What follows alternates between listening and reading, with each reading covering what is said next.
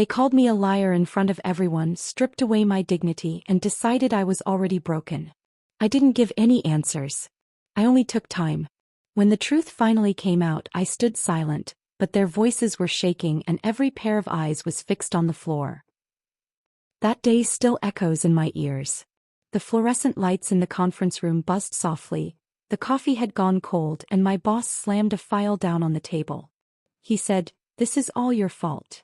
Then he said my name the way someone says a stain they want to scrub out. Everyone was looking at me. No one asked a question. No one met my eyes. I just gripped the arm of my chair and stayed quiet. In that moment they decided I was lying and that I was finished. After that, everything fell apart in a single week. I lost my job. My health insurance ended the following Friday.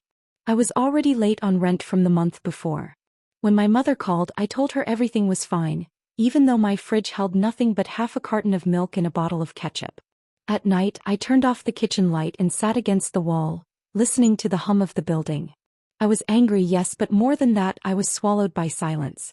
The kind of silence that cuts into you from the inside. I didn't text anyone. I didn't explain myself. I just took time. The next morning I got into my truck and drove across town. It was the same city, an ordinary place in Ohio, where nothing was cheap and nothing was easy either. I pulled out folders, printed emails, lined up receipts. I kept everything I had touched over the last 2 years. I remembered when I warned certain people who said, "We'll deal with it later," and who kept pushing that later further away until it disappeared. I kept my mouth shut and let my hands do the work. I picked up a part-time job on the night shift at a grocery store. People came in, grabbed what they needed and left. I smiled, scanned items, handed over receipts. My name was on my badge, but no one bothered to read it. In that quiet routine I found room to breathe again. I went through loan paperwork and mapped out how to pay each bill one by one. I drank cheap coffee and avoided expensive mistakes. One evening my neighbor Mrs. Carter asked me in the elevator, "You doing okay, honey?" I said, "I will be." She nodded like she understood, and the next day she left a container of soup at my door.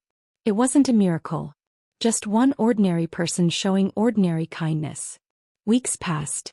I didn't hire a lawyer. I went to a free legal clinic instead. A young attorney there listened without interrupting. He said, "If you have proof, the truth finds its own way." I nodded. I sent a short email to H. No accusations, no emotion. Just a request that the internal audit documents be reviewed. Then I went quiet again. Meanwhile they were loud.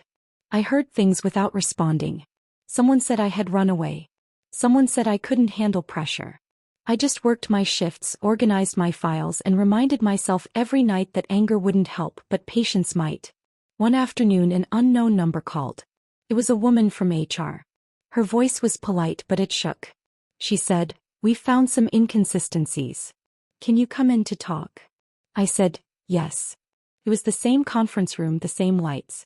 This time the folders were thick. They asked questions. I gave direct answers. I didn't throw anyone's name into the fire. I simply laid out the timeline, showed emails, and pointed to notes that had been ignored before. The silence in the room grew heavier. At one point my former boss said, "I didn't see this." His voice sounded small. I didn't look at him. I wanted justice, not noise. I wanted truth, not a scene. A few days later the result came in. The internal report laid everything out plainly. Responsibility didn't bounce around. It stayed exactly where it belonged. I was offered my job back along with a letter of apology. I read the letter and set it down on the table. I declined the job, but I accepted a small settlement, enough to get my rent current, restore my health plan, and let me breathe again. I didn't call anyone to celebrate. I wrote Mrs. Carter a thank you card and left it at her door. That same week, a small company reached out. Someone had heard good things about my work, the same work I had been blamed for before. The interview was simple. They said, "We don't want drama. We want honesty."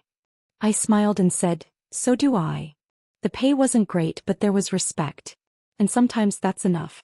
On my last day at the grocery store, when I took off the uniform, I looked at myself in the mirror. I wasn't broken. I was changed. I had learned that silence isn't weakness and that time can be the sharpest tool there is. When people are finally faced with the truth, voices shake, eyes drop, and the noise dies on its own. I took my revenge without shouting. I took myself back. And that was a victory no one could ever take from me. If this story resonated with you, take a moment to show your support. Like the video, subscribe to the channel and share it with someone who needs it. Your support keeps these real stories alive. Thank you for watching and being part of this journey.